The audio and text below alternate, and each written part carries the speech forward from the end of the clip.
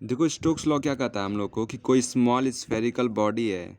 ये small spherical body जिसकी radius are है और वो वेलोसिटी वी से मूव कर रहा है, यूनिफॉर्म वेलोसिटी से मूव कर रहा है। ठीक है, किसी मीडियम में मूव कर रहा है। कोई फ्लूइड है, उस मीडियम में मूव कर रहा है, फ्लूइड मीडियम में, जिसका विस्कोसिटी कोएफिशिएंट है ईटा।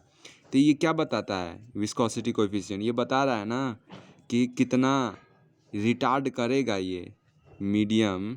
ये जो मीडियम है, मतलब कोई लिक्विड, मान लो वाटर ही है, तो कितना रिटार्ड करेगा। मान लो ये मूव कर रहा है आगे, तो ये यहाँ पे जो इसके कांटेक्ट में होगा, ये जो लेयर है, पानी का जो लेयर है, ये मोशन में आएगा, आगे की तरफ मूव करना चाहेगा। लेकिन ये वाला जो उसके ऊपर वाला है वो मूव नहीं करना चाहेगा, तो वही इन दोनों के बीच में फ्लूइड फ्रिक्शन आएगा, फ्लूइड फ्रिक्शन।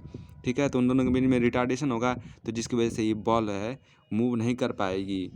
तो उसके बाद उसकी वेलोसिटी में फ़र्क आएगा ना, मतलब मूव नहीं कर पाएगा। तो मूव जैसे कि ट्यूबवेल में नहाते नहीं हैं हम लोग, नहाते हैं, इसमें नहाते हैं ट्यूबवेल में, तो हम लोग मूव करने की कोशिश करते हैं पानी के अंदर, आगे मूव करने की कोशिश करते हैं पानी के अंदर, तो मूव कर पाते हैं? नहीं मूव कर पाते हैं, इधर उधर मूव करना चाहते हैं। तो वही विस्कोसिटी है कि जितना ज़्यादा विस्कोस हो जाएगा उतना कम मूव करने की टेंडेंसी रहेगी। तो स्टोक्स लॉ क्या बताता है? According to Stokes law the backward viscous force काम करेगा, विस्कस फोर्स इसके ऊपर पीछे की तरफ। ठीक है, विस्कस फोर्स पीछे की तरफ काम कर रहा है। तो force acting on a small spherical body of radius r moving with uniform velocity v through fluid of viscosity eta is given by F equal to 6 by eta rv। ये Stokes law कहता है। चलो इसको derive करते हैं। देखो, ये डिरिवेशन of Stokes law करते हैं तो, लेकिन पता करते हैं कि ये किस पे डिपेंड करता है असल में। तो जब जैसे जैसे विस्कोसिटी लिक्विड की बढ़ती जाएगी, वैसे वैसे उसको मूव करना मुश्किल हो जाएगा, और जैसे जैसे वो ये बड़ा होता जाएगा वैसे वैसे और मुश्किल होता जाएगा, और मूव करना चाहेगा तो ये फोर्स और लगने लगेगा। इसका मतलब ये डिपेंड कर रहा है वेलोसिटी और ईटा पे और रेडियस पे उसके। ठीक है, तो इसका मतलब हम लोग कर सकते हैं कि वो इस पे डिपेंड कर रहा है। तो हम लोग को तो नहीं पता, लेकिन फोर्स तो दे रहा है ना, फोर्स लगा रहा है।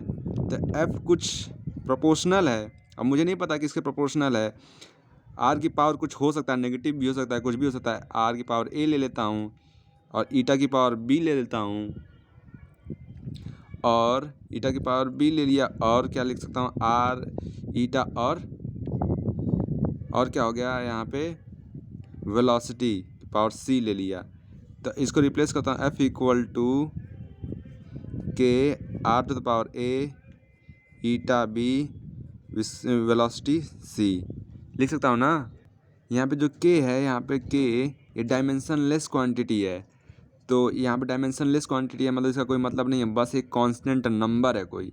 आर का डायमेंशन क्या होगा? पहले चलो, फोर्स का डायमेंशन क्या होता है? फोर्स का डायमेंशन होता है M L T to the power -2।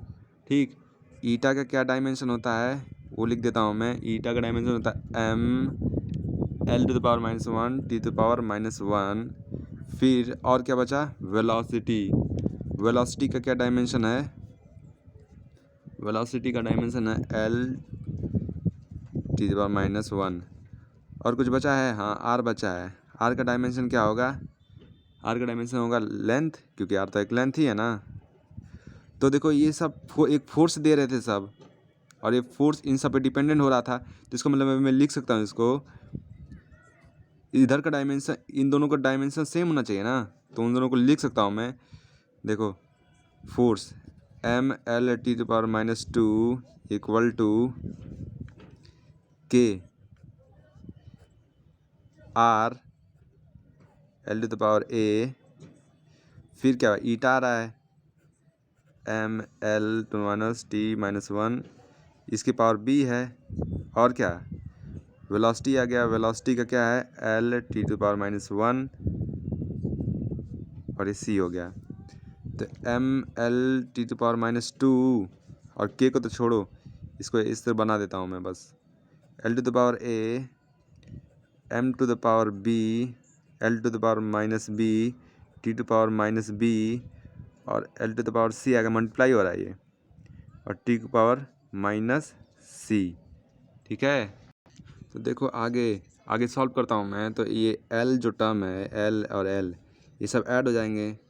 तो L A minus B plus C होगा, ये वाला ऐड हो गए, और M to the power B ही रह जाएगा, और टी जो है टी को power minus B plus C आ जाएगा, क्योंकि सब मल्टीप्लाई में तो ऐड हो जाता है पावर।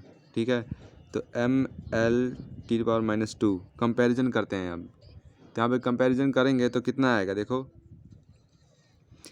एम बी तो आ जा रहा है 1, क्योंकि यहाँ पे पावर 1 है, यहाँ पर भी 1 है। एल कितना आएगा, एल के ऊपर कितना आ रहा है 1, तो ए माइनस बी प्लस सी आएगा। फिर माइनस टू, टी के पावर माइनस टू है तो माइनस बी प्लस सी आ रहा है, माइनस माइनस कट गया। और देखो फिर उसके बाद हम लोग को वैल्यू निकालनी है इसकी। तो देखो हम लोग कैसे करेंगे इसके आगे। 1 इक्वल टू बी की वैल्यू तो 1 आ गई है, ए माइनस 1 प्लस सी, ये आ गया।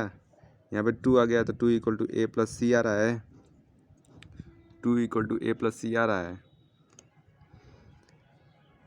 फिर यहाँ पर देखो 1 रखेंगे, बी की वैल्यू 1 रखता हूँ प्लस सी, तो सी की वैल्यू भी आ जाती है 1।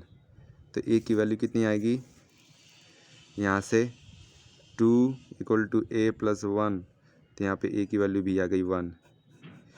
तो यानी कि एफ इक्वल टू आ रहा है मेरा, F equal to K, are की पावर 1, ईटा की पावर 1, वेलोसिटी की पावर 1। और किसी मतलब कोई भी स्मॉल स्फेरिकल बॉल के लिए जो था ना कैलकुलेट किया गया एक्सपेरिमेंटली, तो उसका आंसर आ रहा था 6 पाई। तो यहाँ पे के की वैल्यू हो जाती है 6 पाई ईटा आर वी हो जाती है।